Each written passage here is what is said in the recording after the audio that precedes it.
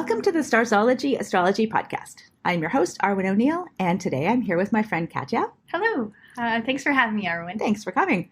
Today we are going to be talking about a transit that is coming up on April 21st, and that is the Sun square Pluto. And the Sun is going to be at 2 degrees Taurus, and Pluto is at 2 degrees Aquarius, and the aspect will be exact, as I said, on the 21st. It happens about once a year, though, because, of course, the Sun goes through the whole zodiac once a year. And so it's not an uncommon transit, but anything that involves Pluto is going to be major because Pluto is, like the big bad or the big, the big transformative little dwarf ice planet of doom or whatever. I like to think of it as intense, deep, passionate planet. It is. Or is it a planet anymore? Like, I don't know. Where are we? We're astrologers, so yes, it definitely is. Thank you. Okay, perfect. I don't know about anybody else. That actually broke my heart when they're like, no, but yes, but no. But maybe these other little guys. And you're like, no. Listeners, what do you think? Team Pluto all the way. Yeah, right? Yeah. I can't help but think of a dog, too, by the way. Oh, yeah. Well, exactly. Yeah, exactly. Anyway. But you hit on the key word. The key word for this transit is intensity. That is the main key word. So there are definitely some pitfalls that you should be watching out for in the news, in your own personal life with this transit. And it can have to do with ego conflicts with people, power struggles. You might feel like you're out of control or you don't understand what's happening around you because there's just like forces at work. And it might be a time that you're tempted to, kind of feel paranoid or persecuted or threatened by other people's aggression. It might be a good time to, really avoid conflicts if you can. Okay. And like power struggles can be unavoidable, but definitely try to just avoid antagonizing anyone in authority or who naturally has power over you.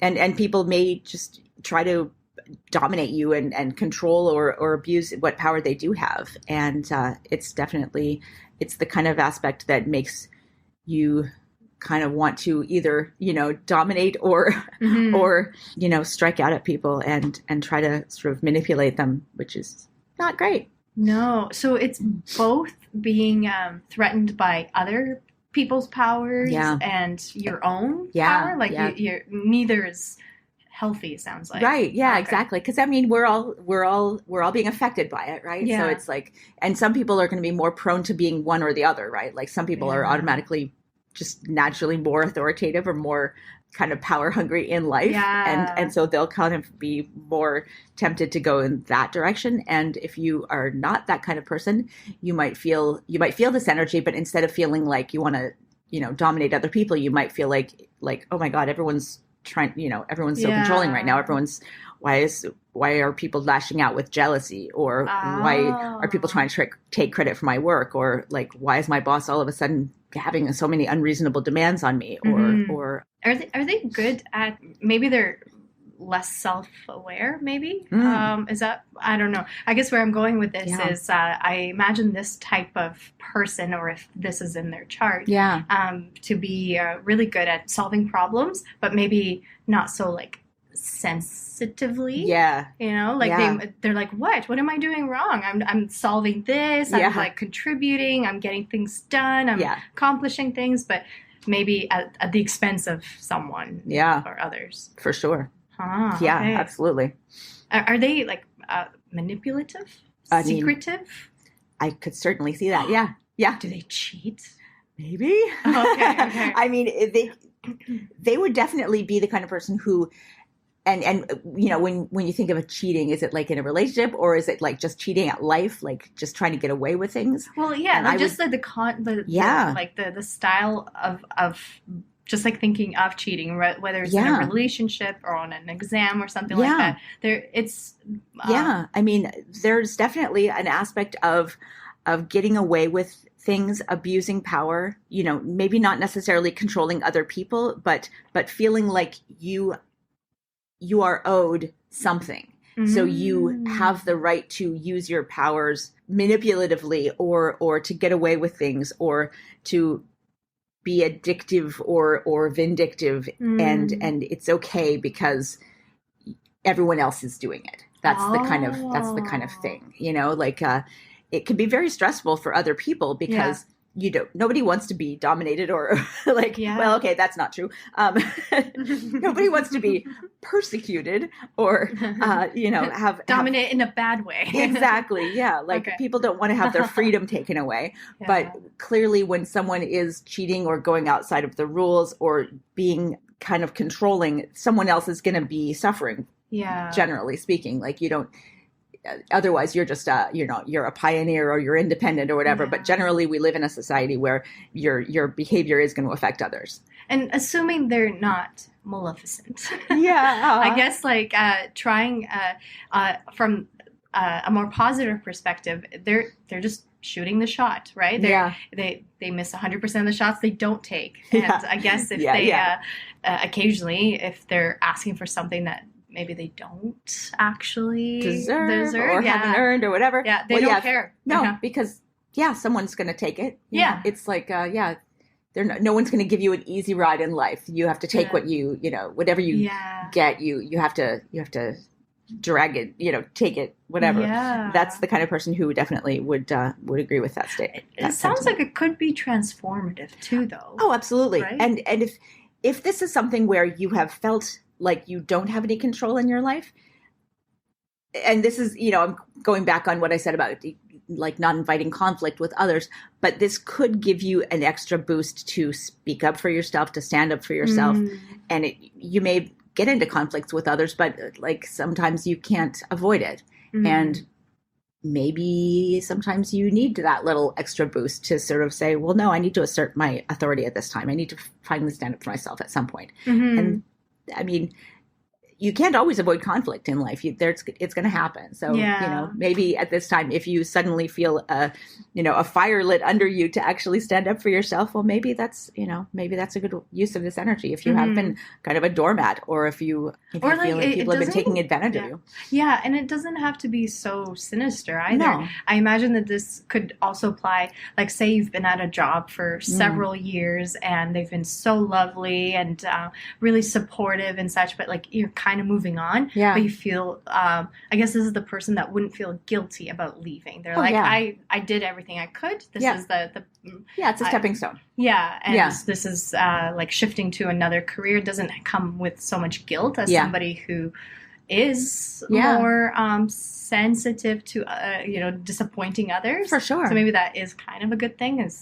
Absolutely. This person would not if this is in their natal chart.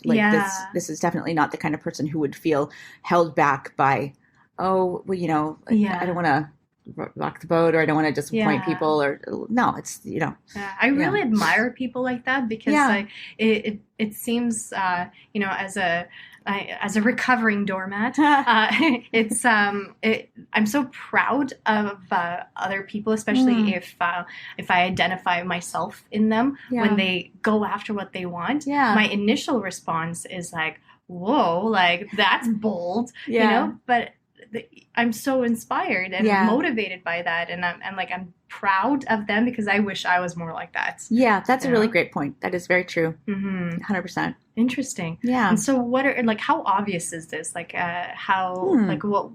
do people behave a certain way, or if it's in their chart? Yeah. Yeah. I mean, okay, so really quickly, let me just wrap up a couple of keywords for the transit. Oh, yes. And then we'll barrel into that.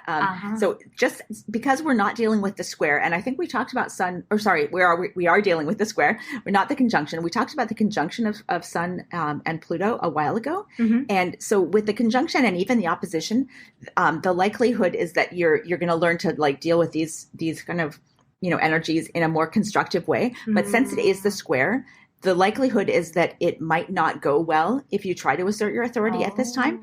So it might be unavoidable that you will have to come into conflict with others, but it is also unfortunate likely that it will backfire, because it's a transit that's affecting everybody right now. So everyone is going to sort of, in a low level, it's there's this buzz of some sort of electricity or something that's in the atmosphere, and everyone's going to feel just a little bit pricklier, a little bit persecuted, a little bit like it's their time, and an intense need for control, and the feeling of being out of control or overpowered could actually sort of thwart your efforts at this time, because it's not just you that suddenly like, oh, it's my time. So you might get into conflict because you can't avoid bringing it up at this time, but it might also backfire on you. So we're not saying like that now's the great time to take the reins. Sun square Pluto, any kind of square, if you can avoid it, lay the tracks, you know, like use that initiative and that those feelings of wanting to be in control, and remember what those are like, but don't necessarily expect that it will go wonderfully at this time. That's my caution. I see. Yeah, good tips. Yeah. So let's talk about what it's like in someone's chart. This is definitely someone who they're going to have power dynamics being a big part of their personal narrative beginning in childhood. These people are often drawn to the darker side of life. They're fascinated with issues of control, of power, of life and death, of taboos and addiction, and possibly even the occult. And they may have been sort of dominated by either like one parent or even like the system. They might have had, you know, government interference in their lives at a young age, or like authorities at school who sort of suppressed them, or interactions with the law or with the state in some way, or with an older sibling or even a younger sibling who was like so much more of a dominant personality, and they were always kind of like the one with their, you know, with someone's foot on their neck in a way. And this could have like definitely created a feeling of ego and like personality, power struggles very early in life. So, I was suppressed so much as a young person, and now I have the freedom to exercise it, but not necessarily in a good way. So is there a way to balance that? Because it just seems like it's going from one extreme to the other. I mean, that's the thing with the square, right? It's like there's always going to be that tension, you know, and throughout life, there's definitely ways of overcoming that, but it's never going to be like something where they can just kind of feel like it's accomplished, you know, like they've just figured it out. It's always going to be something where it's a seesaw of like feeling this need for control or a fear of being manipulated. And that can really devolve into intense emotions like paranoia or, you know, compulsive jealousy or competitiveness that they can't get a handle on, and always feeling like they need to like prove something, or to, you know, control or be controlled. Interesting. You know, and this can lead to destructive outbursts or intense conflicts with others that are just a lifetime thing. I mean, it's definitely, you know, it can depend on what sign those planets are in, but with the Sun square Pluto, it's always going to be, power is always going to be something that they're very aware of in life. And some of us kind of go through life thinking, oh, whatever, you know, life is a meritocracy. Everybody has their own. And this is my thought. I don't have the Sun square Pluto. So I just think, well, everyone, you know, is good at different things and, you know, whatever. And I want to just do what I'm good at and be kind of left alone. Like I don't want to. That's a more peaceful approach. But it's not even like, I don't. It's not like, oh, I let everybody else win, but I'm competitive about trivia. I'm competitive about like what I'm good at, what I think, you know, writing or whatever. But I mean, that's another thing too. Since I'm a writer, it's not like, you know, it's not really a super competitive field. I'm not like trying to get the great American novel written or Canadian or whatever the hell. But, you never know. Yeah, exactly. But even if I do, I'm not going to think of it. It's like, oh, it's got to be better than all the other novels out there. You know what I mean? But some people, I'm sure, feel that way. I think I connect with you more on that as opposed to pursuing power with fervor, with like intensity that's kind of going to be walking on all over other people. So it's hard for me to relate to. But I know that some people really feel that way. Like that there's no getting ahead in life without stepping on somebody or without, you know, constantly being aware of where you are in the pecking order, which is such a bizarre and foreign concept to me personally.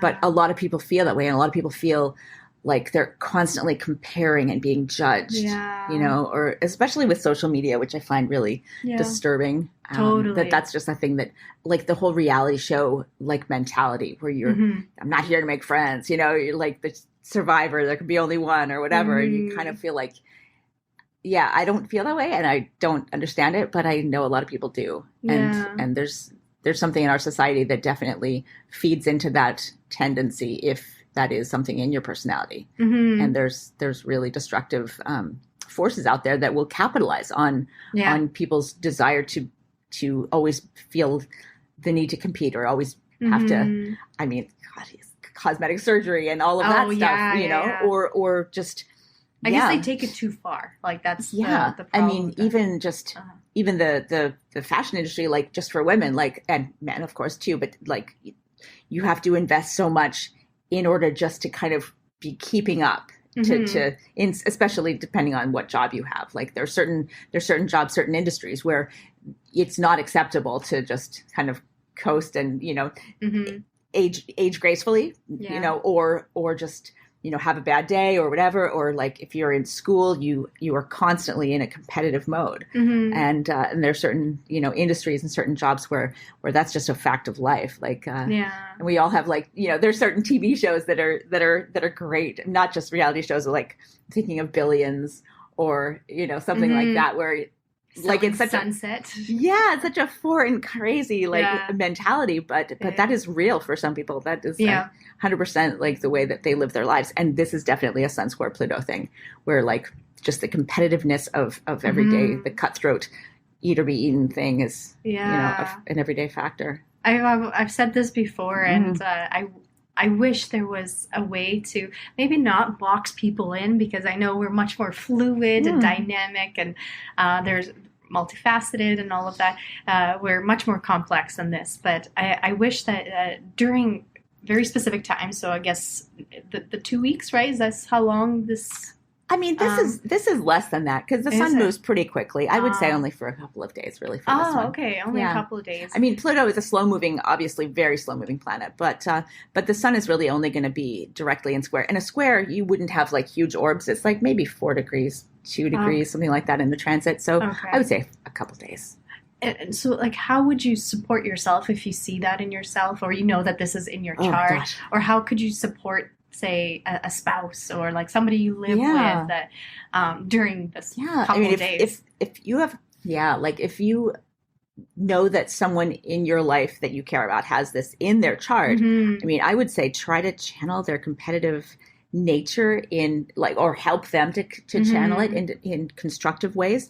Don't tell them what to do. They don't want to hear that. Just like, hey, what do you think of doing this? Or like, you know, let them win at certain things, I guess. Let them have their victories in some aspect, in some realm, where it's not going to harm you and make you feel like a doormat. But I mean, just understanding that that's how they think. Like if you're like more like us, where you don't feel like the world is just a complete, you know, naked and afraid race to the finish. Yeah, it's not out to get us. Yeah. But it is trying to get to this other person. Right. Be compassionate about that. Like, don't, you know, like I would say don't downplay it if you feel like they're getting paranoid, for sure, if you can. But just understand that for them, it's real, you know? Yeah. It's not so much that you're downplaying like their feelings. You're essentially just trying to compartmentalize it, you know? Like if they're super competitive, make it like that's okay for work, or that's okay for, you know, maybe get them into like a sport of some kind where they can like get them into like a weekly, you know, racquetball tournament, or like sign them up for, you know, have them join a team of some kind where they can actually. So team. I was thinking something solitary, just so nobody else is in the. I mean, hey, if they were on my trivia team, that. I'm thinking, that's true. What is? Yeah, because I don't play sports, but I mean, you always want someone who's who actually like who knows they're right, you know. Like in like you want this person to be on your side, on your team. Yes. Yeah. You don't want to be. That's true. This is the kind of person who, if they're having a bad day and they're on the opposite team, there could be fireworks for sure. And are they creative? I mean, I guess it really depends, right? Yeah. Like this is the thing. Like this is not a specifically competitive or creative. Like Freudian slip there, but they can be super creative, and it's. We'll get into the celebrity examples later, and we'll see the kind of creativity that comes up. But since they are super competitive, you have people who really excel in whatever field they channel this drive for power into. And it's some of the interesting examples. Well, I mean, let's jump ahead. And I mean, we've got some of the people who are at the very, very top of their category. So Leonardo da Vinci. Okay. Yes. Right. Jared Leto, Marlon Brando. And it's like, this is the, if I can't win, I'm not going to play kind of aspect. Right? Yeah. Barbara Streisand. Okay. Jamie Lee Curtis. Tiger Woods. Justin Trudeau, not to be confused with his dad. Julianne Moore. So a lot of Oscar winners. Yeah. Jamie Foxx. John D. Rockefeller. And Ice Cube. Okay. Yeah. Cool. Yeah. For some reason, I know they're completely different people, but I could see it. Yeah. I could see that there's something similar in all of them. And I don't know any of them personally, unfortunately. Yeah. I wish. But you feel like these people had power struggles all their lives, and they've just risen to the top of their category of their field or whatever through just hard work and intensity and an insane drive to be the best at what they do. Is this just a coincidence that it's the list that you just mentioned is mostly men? Is that a coincidence? Yeah, it's probably just me not being a good researcher. Well, no, like how would you ever? I know. Barbara Streisand, Jamie Lee Curtis, Julianne Moore. Julianne Moore, fabulous, wonderful actress who definitely should be in more things. She's in a lot, but I love her. Yeah. Yeah. And a couple more, okay, so we were saying that it definitely depends on what sign these are in, right? Mm-hmm. Because obviously Pluto is in Aquarius. It's going to be in Aquarius until 2043 or something. It's a long transit, but it's just gone into Aquarius. And what's the shortest? It's 12 years. Yeah. And that's when when it's in Scorpio. That's because it's pretty much, it takes 248 years, I think, to go around the entire way around the sun. And it's got a very elliptical orbit because it's just way out there, and the gravitational blah, blah, blah, just if you look at a diagram of the planets going around the ecliptic, you've got all these little nice, almost circular kind of things that are all along the same line. Yeah. And then you've got Uranus, which is huge, way farther. Yeah. And then Pluto, which is like a long oval shaped thing. And all the others are circles. Yeah. Almost a circle. They're not exactly a circle, but yeah, Pluto is an incredibly elongated egg shaped. What do you think that is? I mean, what does that mean to you? well, for an astrologer, it means that it spends a great deal more time in certain signs than others. So it spends, and it's interesting because Pluto rules Scorpio, and that's the planet or the sign that it spends the least amount of time in. It spends the most of time in Taurus, which is opposite Scorpio. It spends almost 30 years in Taurus. Wow! But right so now is that a core trait in a person? I mean, it's more of a generational thing, because the outer planets tend to be generational. We have Uranus spending 7 years in each sign, Neptune spends 12 years, and then Pluto spends between 12 and 30 years in each sign. Sorry, back up for a second. What do you mean by generational? What does that mean? Let's see. Okay, so a generation is 20 years. Oh, I see. Right? Okay. So if you take, Pluto is the quintessential. So it's not generation. like my grandma or something. I was thinking that far.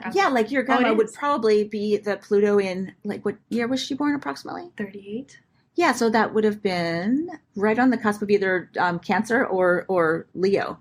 So I think Pluto went into Leo, I think, in 1937. But then there were a couple of retrogrades. So she would either have Pluto in Cancer or in Leo. But would that influence me? 100%. Oh. I mean, because is that what you mean by generation? Yeah, so that's her, the greatest generation, the whole World War II generation. Yes. That was, mostly with Pluto in Cancer. So that was the home front and defending the territory and, all of the young men who went off to war and the Depression in the 30s and all this stuff. And then you've got Pluto in Leo, which is the baby boomer generation. And it's all, the me generation and the kind of they invented rock and roll and all this stuff and, sex, drugs and rock and roll. Mm-hmm. And then you've got Generation X, which is my partner and me. And each generation kind of has a different flavor to it. And this is absolutely tied with Pluto. And also Neptune, and to a smaller degree, Uranus, because that's 7 years is a long time. Fashion is absolutely bound up in the cycles of Uranus, because 7 years is about the amount of time it takes. I'd love to talk more about fashion. But we've got a whole episode about fashion. I'll send you a link. We'll link to it in the show notes as well. Yeah, we'll link it. Yeah, fashion. Mm-hmm. Yeah, totally. It's fascinating. It's one of my favorite topics, actually, generational studying and looking at these big transits. Yeah. I mean, looking at the day-to-day transits is fun, and you can kind of go, this might happen. And when I joke about I don't make predictions, I don't make predictions about what will happen like with something like this because it's so fast moving and everyone is going to have a little bit different. Oh, and also like it depends on if it's touching anything in your chart. So if you have something at 2 degrees Taurus or 2 degrees Aquarius, then, then you can definitely expect this to touch you more, this actual today's transit. Okay. And how about keywords for Sun in Taurus and Pluto in Aquarius? Yeah, let's do that.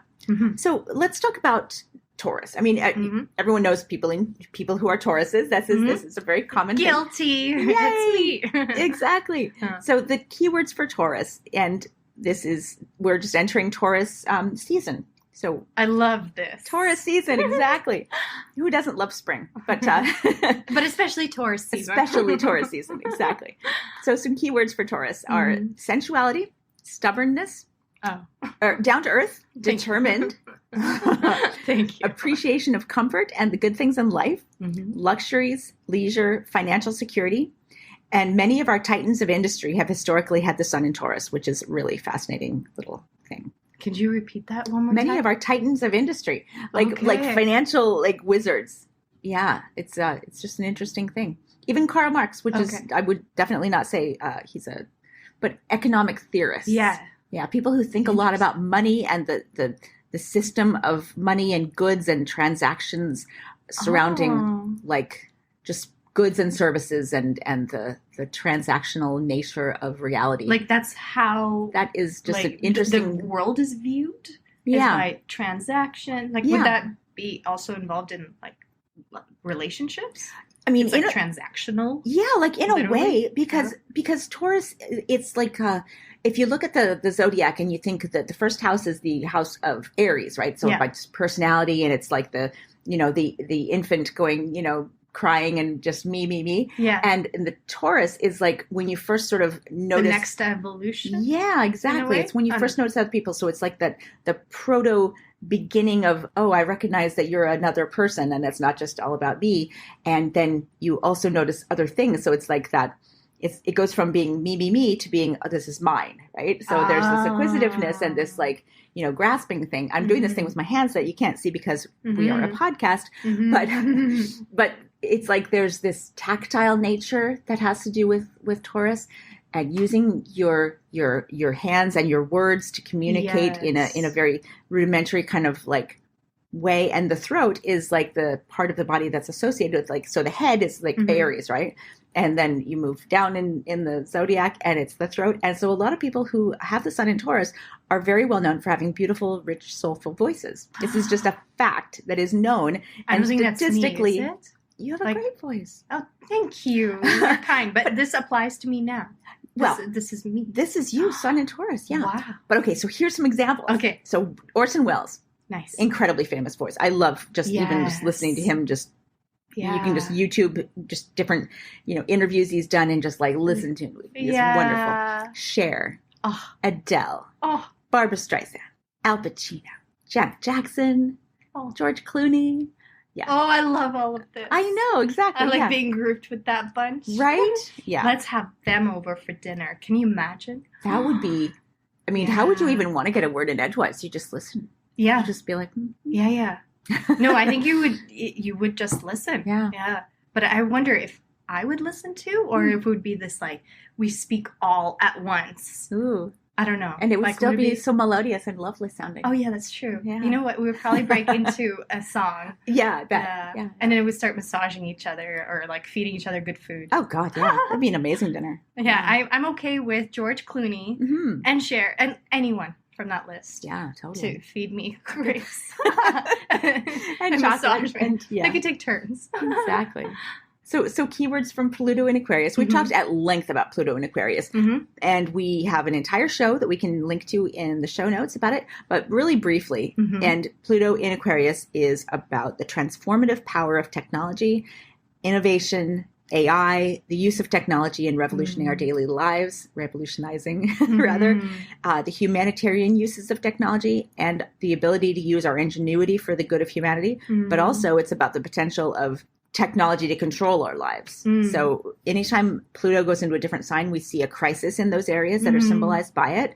And when Pluto went through Capricorn from 2008 to 2024, that whole period of time was marked by crises in government, crises in financial systems, the real estate bubble that caused the financial crisis of 2008, the crumbling of different, trusted institutions, the news industry collapsing, the rising suspicion of governments, the questioning of any kind of facts, news agencies, because of the internet, like print news is completely, the whole industry of having like reporters and having like a staff has collapsed for obvious like reasons, but it's kind of, it's like, it's come with this whole distrust of, you get the facts or just not, there's no truth. Yeah. Truthiness. Yeah, exactly. And high profile whistleblowers against powerful governments and corrupt businesses were all throughout that era. So we can probably expect to see something like that with the areas of life that Aquarius controls.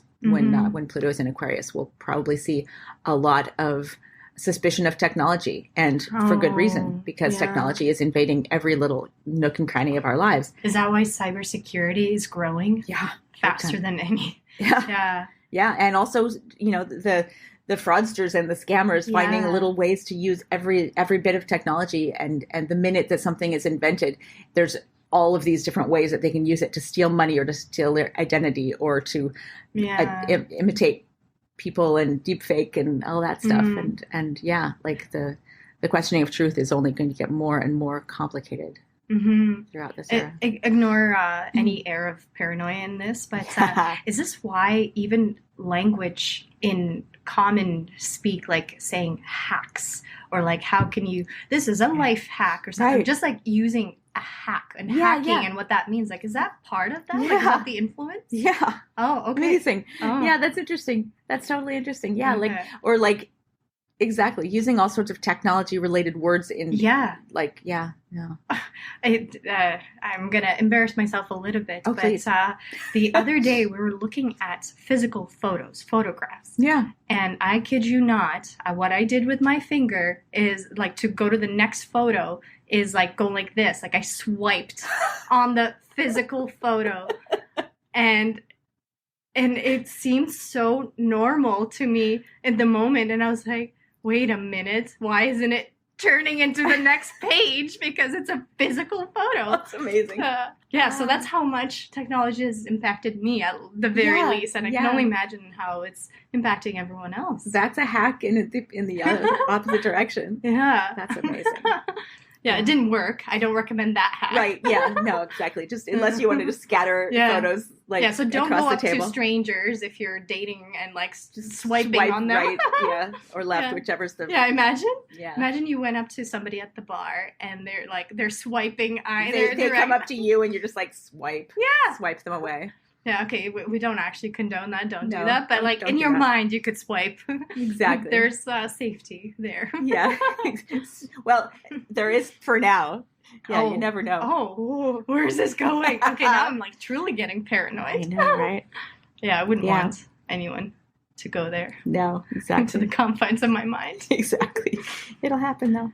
Any other keywords? Anything else about Pluto in Aquarius? Oh, gosh. I mean, we've really mined it's only starting though. But I think we'll take this year because there is a bit of a retrograde and it'll go back into a Capricorn for a couple of months. But so the summer into fall, and then in November, it goes into Aquarius for the final time. So over the summer and fall, and including the U.S. election, it's going to be in Capricorn again, which is really ominous. Yeah. And who knows what, Okay, so that'll happen. Should we hibernate a little bit? Should we enjoy the good things in life? Like, what it will be summer, so we'll enjoy it. I know, I we'll can't tell which way to go. Yeah, I mean, it's just one of those things. Yeah. Yeah.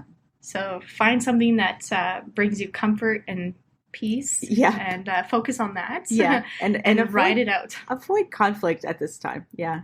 You know what? Avoid conflict all the time. Unless you can't. Unless you're just one of those people who can't. In which case, we will sit back and watch you. Yeah. With popcorn. And let you win. Yeah, pretty much, actually. That's true. I think I would just watch that and hope it's reality TV and not a spouse that you live with. Well, I know we like to always focus on the good, but I did write this in my notes, and so I do want to include it because when we're talking about Sun square Pluto, that's Pluto is the big malefic, or the big little malefic. The big little malefic. That's a hell of a mouthful on a t-shirt, isn't it?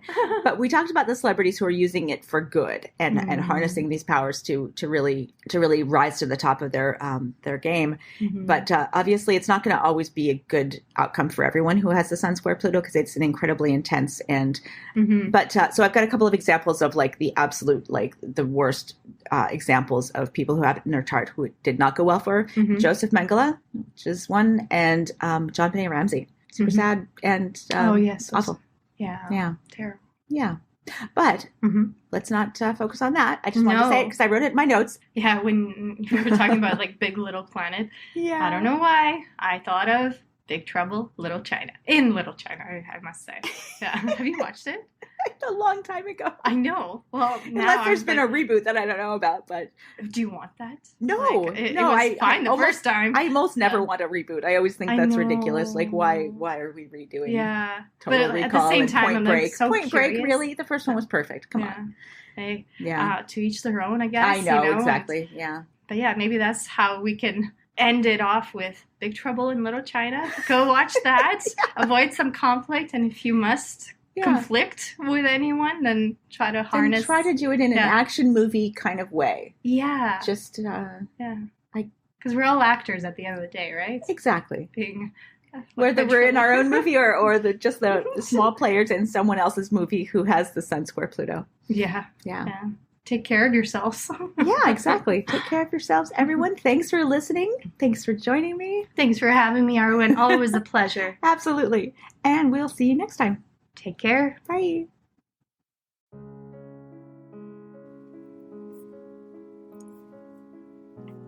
Thanks so much for getting this far through the episode. I just want to take a moment to tell you about the two main options of my astrology services. So the first one is coaching. If you are an aspiring astrologer, and by that I mean someone who's perhaps a hobbyist astrologer or someone who's learning astrology or a student, or you've got a few books and you've been doing it for a while, but perhaps you need a little bit of help to bring it all together, then maybe getting some astrological coaching from me would be the answer for you. The astrology coaching I offer is a 1-hour session on Zoom, and it's tailored to answer your particular questions. For example, if you have issues with natal chart readings, we can go there. Or if you're having problems working with your forecasting, we can go there. Or even basic astrology stuff, or even getting yourself organized for your astrology business. The idea is that astrological coaching will answer your particular questions. It's tailored specifically to you and where you are in your astrological journey. And I'm happy to help you out with some guidance about how you can get going, what to focus on, and what to dismiss. So that would be the astrological coaching for people trying to learn astrology. The second astrological service I offer is consultations. So this is for someone who perhaps doesn't know anything about astrology, but they just want to have their chart read or get their chart done. Call it what you will. So once more, this is a 1-hour consultation over Zoom. I will interpret your chart, tell you about the main features, tell you about where the energy is flowing, and all the rest of what is entailed in a thorough natal chart interpretation. I can also add in some forecasting in there too, bearing in mind we only have 1 hour. So just in summary, I've got coaching for people who want to learn astrology, and I've got consultations for those who want to get an astrology reading done. I'm Alison Price from Starzology.com. Thank you so much for listening. We'll see you next time.